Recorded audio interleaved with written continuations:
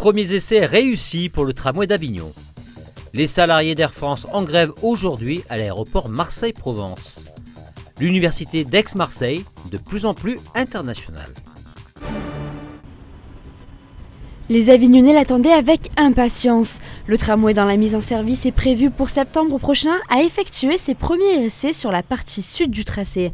La première ligne ralliera Saint-Chamand à la Porte Saint-Roch. La première sortie du tram, c'est pour toutes les équipes qui travaillent sur ce projet depuis, je dirais, tant d'années.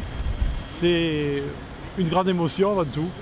C'est la réussite de beaucoup de travail, de beaucoup d'engagement, de beaucoup d'efforts. Et nous espérons que tout va bien se passer et que les essais seront concluants pour pouvoir offrir ce tram aux Avignonnais dans les prochains mois. À partir de demain soir et jusqu'au 17 janvier, des tests de freinage seront effectués de nuit.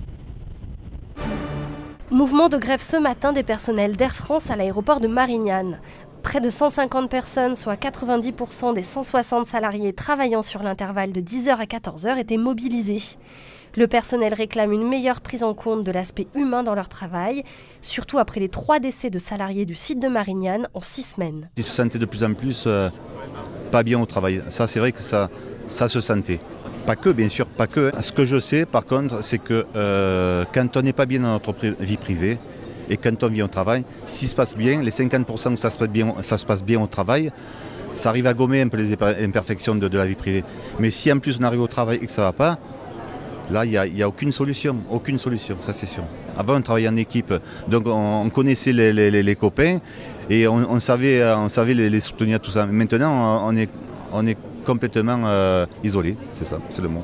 Ça devient vraiment très compliqué. Ils se permettent de nous changer les horaires puisque c'est dans la loi 7 jours avant. Même en repos, on est obligé de rester connecté via maintenant les mails, puisqu'on a maintenant des adresses professionnelles mail qu'on n'avait pas jusqu'à quelques années en arrière.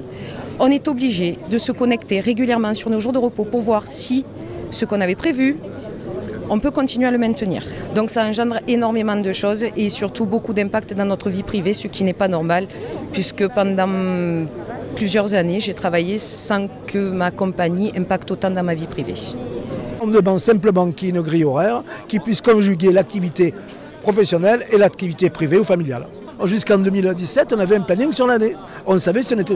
Et c'est évident, après, en bonne intelligence, s'il y avait des délestages ou ça, mais on savait que le 25 décembre, on était le matin et le soir de repos. C'est comme tout le monde, hein. C'est ni plus ni moins que pouvoir vivre normalement. La direction d'Air France nous annonçait ce soir être prête à ouvrir le dialogue autour des problématiques liées aux conditions de travail soulevées par les grévistes. Ces 77 000 étudiants, dont 10 000 étrangers, font la force d'Aix-Marseille Université. Désormais référence internationale, sa 144e place dans le classement mondial des universités. Son président, Yvon Berland, est revenu sur cette réussite à l'occasion de la présentation de ses vœux. Mais les clés de réussite de l'université, c'est déjà ce classement de Shanghai, parce que c'est très difficile de garder ce rang.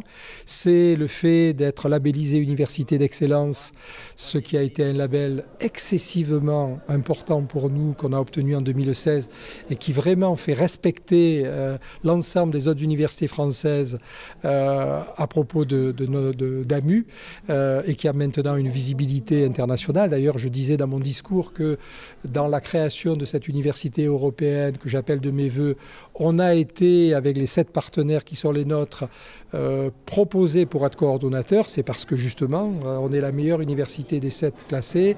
On a ce label Initiative d'Excellence. En 2019, Aix-Marseille Université sera placée sous le signe de l'innovation. L'innovation, que ce soit en recherche, en formation, en management de notre université, cette aussi volonté que l'on a de créer des instituts de formation et de recherche interdisciplinaires.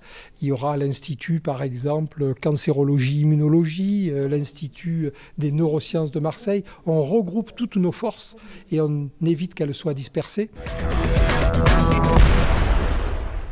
Le soleil couvrira une bonne partie de la Provence en ce mardi 8 janvier. Les températures, elles, restent fraîches avec un Mistral qui soufflera toute la journée de 70 à 110 km/h.